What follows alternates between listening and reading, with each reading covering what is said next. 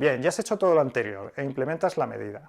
Como te habrás dado cuenta, los últimos puntos que hemos introducido, la parte de la comunicación de resultados, nos lleva directamente a la fase de seguimiento o monitorización. En este sentido, tienes que establecer las rutinas y los órganos de revisión y monitorización que sean necesarios a los que comunicar cómo están funcionando las respuestas que se han decidido establecer para los riesgos. Deberías comunicar a quien tuviera el poder para tomar las decisiones sobre estos aspectos en la compañía.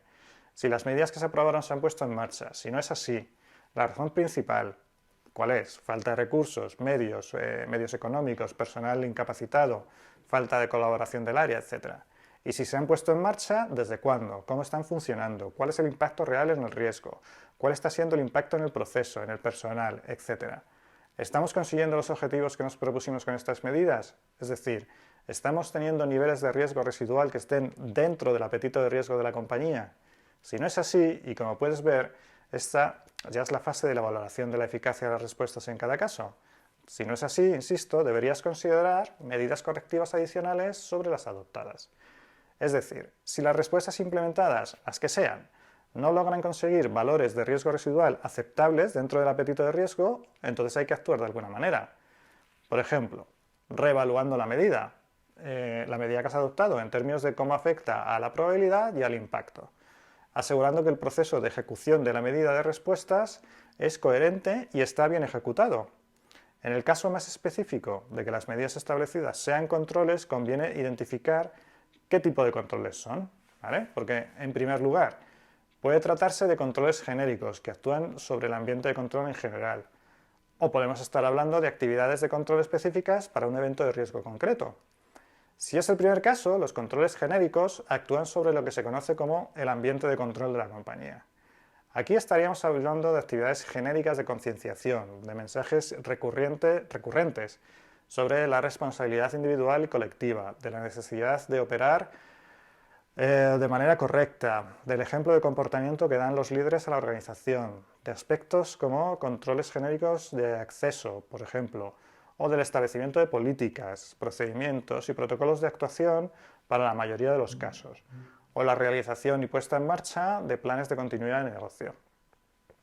Es decir, en cualquier caso siempre se trata de actividades que afectan y tratan de responder a riesgos genéricos, o a riesgos concretos, pero de manera genérica, es decir, reforzando las medidas concretas, mediante respuestas que cubren la posible manifestación de más de un evento.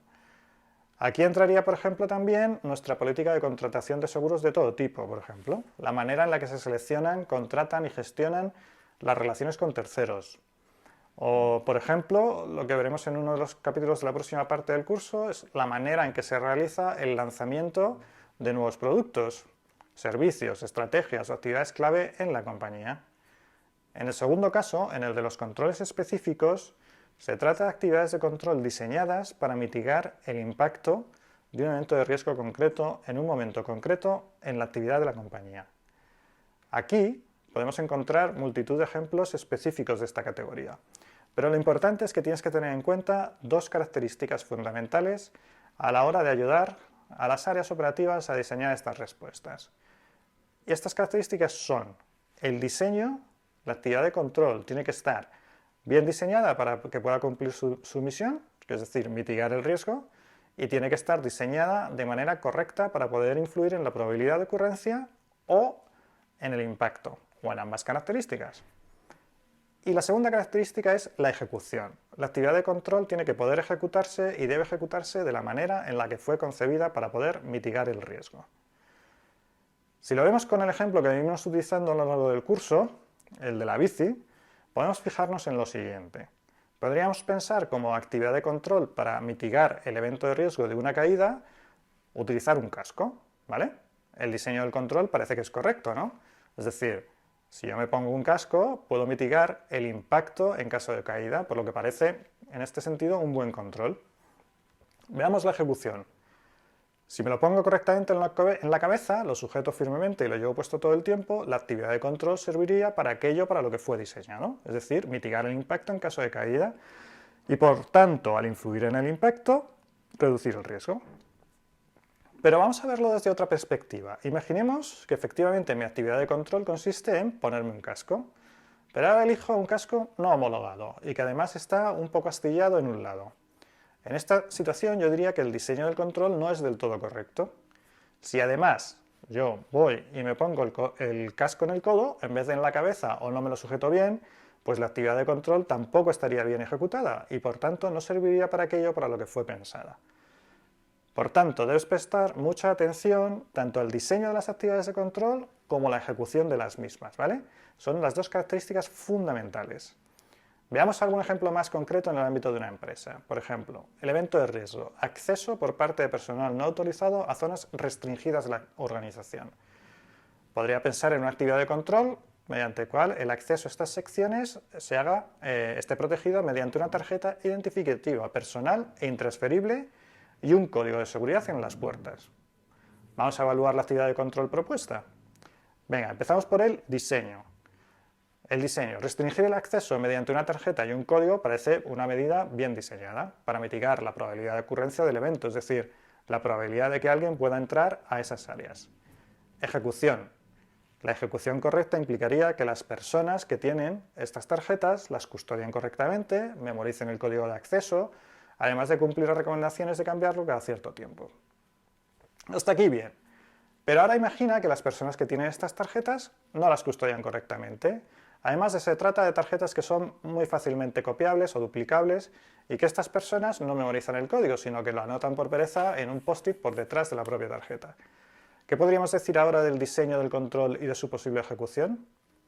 Bueno, pues tienes que empezar a mirar las actividades de control y en general las respuestas a los riesgos en tu compañía con una mirada de mejora continua.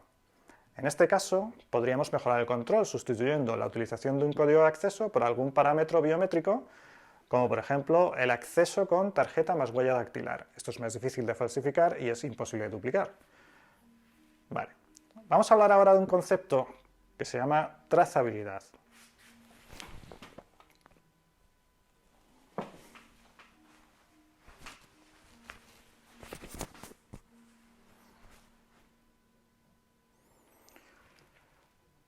Por último, en este capítulo, al igual que hablábamos sobre la trazabilidad de los objetivos y de los riesgos, es muy importante que mantengas la trazabilidad de las respuestas que se dan a cada uno de los riesgos, lo que te permitirá tener en un solo sitio toda la información necesaria relativa al funcionamiento de tu modelo de gestión de riesgos.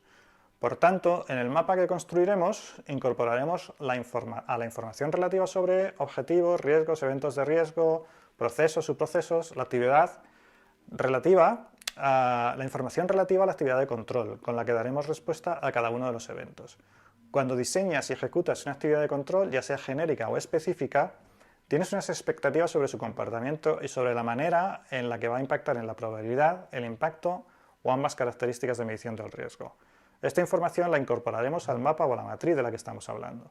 Pero además de esta expectativa o funcionamiento teórico de la actividad, debemos incorporar la información relativa al funcionamiento real de la actividad de control.